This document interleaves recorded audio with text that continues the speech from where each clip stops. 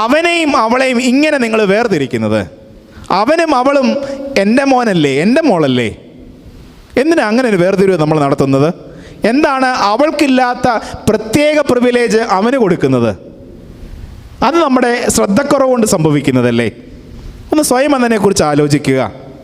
ശരിക്കും വേദപുസ്തകത്തിൽ നമ്മളിത് കാണുന്നുണ്ട്. 2 പേര്, ഒന്ന് അമ്മയ്ക്ക് ഇഷ്ടപുത്രൻ, ഒന്ന് അപ്പന് ഇഷ്ടപുത്രൻ. സംഭവിച്ചത് എന്താണെന്ന് നമുക്കറിയാം. 2 പേരുടെ പേര് പറയാം, ഏശാവും യാക്കോബും. വേറെ ഒന്നും അതിനെക്കുറിച്ച് പറയുന്നില്ല.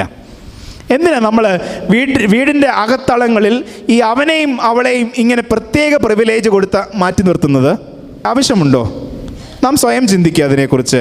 നമ്മുടെ അശ്രദ്ധ കൊണ്ട് നമ്മുടെ വീടിൻ്റെ ഉള്ളിൽ ഉണ്ടാകുന്ന ഈ ചെറിയ ചെറിയ നഷ്ടങ്ങൾ അവരുടെ ഉള്ളിൽ ചില നൊമ്പരങ്ങളായിട്ട് അങ്ങനെ തന്നെ തുടരുന്നുണ്ട് എന്നുള്ള തിരിച്ചറിവ് എനിക്ക് നിങ്ങൾക്ക് ഉണ്ടാകേണ്ടത് പ്രധാനപ്പെട്ട കാര്യമാണ്.